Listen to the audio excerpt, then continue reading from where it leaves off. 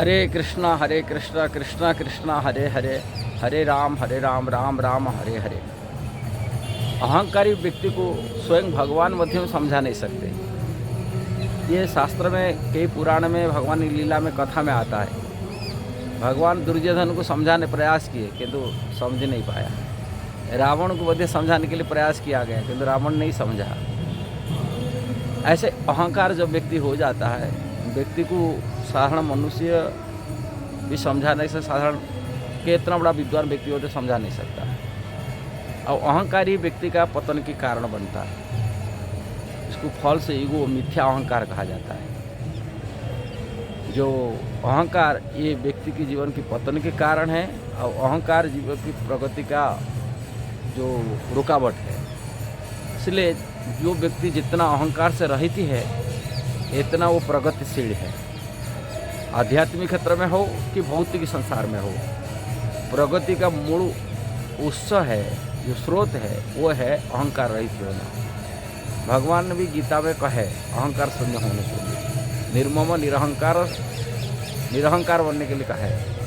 मत्सरता रही, स्वामित्व भावना से अहंकार ही पैदा होता है। इसलिए निर्मम कहते हैं।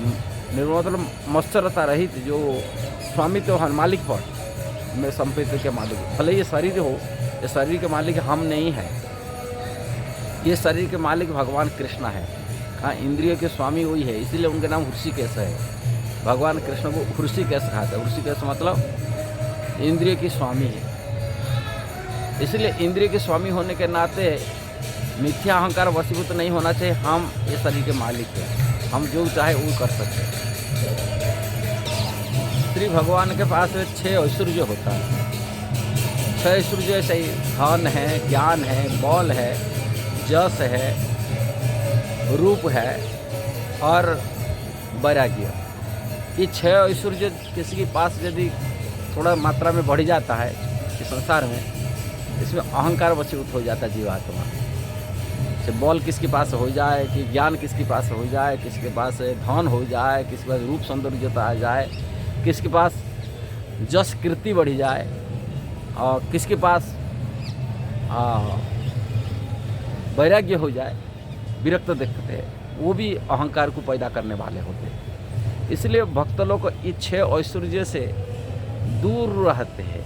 कड़े ऐश्वर्य प्राप्ति हो जाएगा तो हम पास अहंकार आ जाएगा।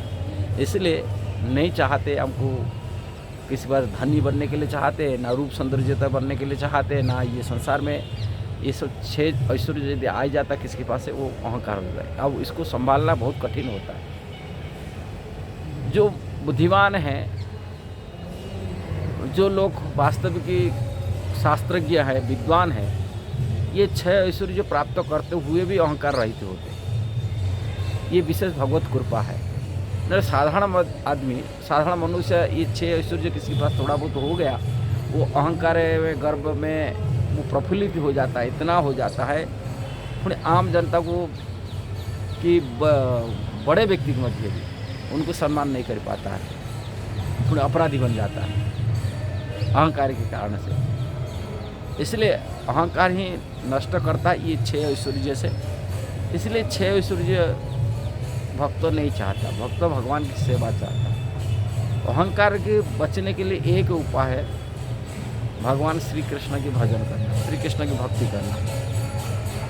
कहाँ श्री कृष्ण की कृपा से ही वो सभी के हृदय बैठे हुए परमात्मा रूप में, उन्होंने सबको सद्बुद्धि दे देते, कारण वो बुद्धि देने वाला वही है। और पवित्र विचार रहता है उनके पास। कृष्ण के भजन करता है, कृष्ण चिंतन करता है, कृष्ण उनको बुद्धि देते हैं और पाने के लिए। कृष्ण कहे मेरा भजन करने वाला है तो मैं उनको बुद्धि ददामि बुद्धि जुगम तम जैन माम उपायंति थे। कृष्ण भगवती गीता में कहा है, मैं उसको बुद्धि देता हूँ जिसको वो मेरे को प्राप्ति कर सकता है, मेरे पास आ सकता है। अहंकार व्यक्ति भगवान के पास जा नहीं सकता, इसलिए अहंकार शून्य व्यक्ति ही जा सकता है। और संसार में अहंकार हो जाता है, जाने अनजाने में अहंकारी हो जाता है। किंतु कृष्ण यदि बुद्धि देते उनको पाने के लिए, तब ये तर जाता है संसार से। भगवान कहे मेरा प्रसाद से ये संसार बंधन छुटकार पाए जाते।